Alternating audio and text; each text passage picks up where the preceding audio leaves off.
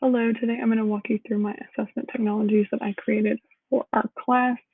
So the first one it was a Socrative quiz on identifying themes and fables, and I connected it to the standard RL 5.2. So you can see that I have different types of questions. I have the multiple choice, true, false, and then some short answer, and all of these questions relate to the content of Reading Literature Standard 5.2, specifically connected to fables, identifying themes and fables. I have pictures on the side here that make it a little bit more interactive and fun for the students. Along with Socrative, I also did a Kahoot, and you can see I have a little cover photo, kind of a fairy tale fable vibe. And then here I have all of my questions, and we can actually just practice play it real quick to go through, which is kind of a nice feature on Kahoot.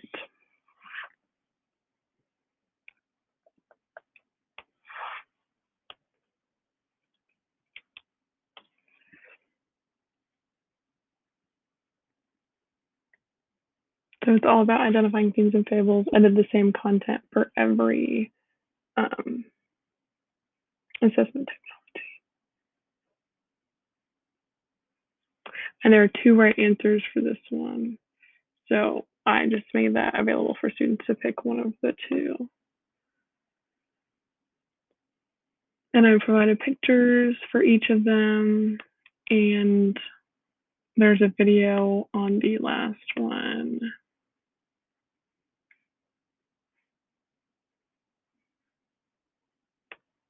And this will all be used as a pre-assessment, could be used as a pre-assessment, and then a final assessment at the end of the unit. And this one we have a video. So what I would probably do is go to YouTube, because I tried to put in a certain time that I wanted it to play, but it did not play there. So I would go to YouTube. I'm not going to go through all of it right now, and have them watch a short clip of the video and decide what the answer is. I give them 4 minutes on that one, so they would have enough time. So that is my Kahoot. And then I also did a poll everywhere. I have 4 different poll everywheres. I can't activate all of them at once, so I'm just going to go through each one. This one theme we found in the fable, The Lion and the Mouse.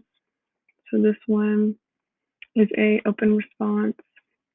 I put in some pre-responses that could be accepted, but I also put in to make sure I would go back and check each student's response if it wasn't necessarily one that I provided. What is the difference between implicit and explicit evidence? This is also an open response. Have some pictures provided on each of those. Which of the following is an example of explicit evidence? This is a multiple choice option, so students can just pick whatever they think is correct. And then finally, I just had, how do you feel about this content, what we learned today, just to kind of gauge where students are at, and then plan my learning from there. They can click on that interactive picture.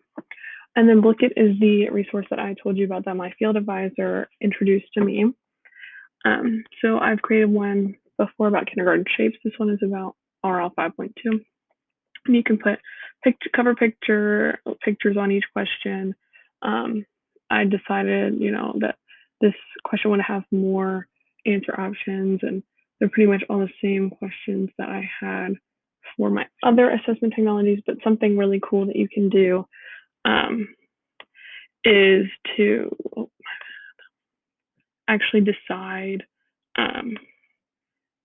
how students can play them. There's different forms, it doesn't necessarily have to be timed. It can be, I'm trying to figure out a way to do this so I'm not having to wait for people to join. But you can have it be like a race, a cafe game, different options like that. Maybe it will load real quick before time runs out. Yeah, there's different game modes, which I thought was really interesting and cool. Something you can maybe look into. And then there's also just the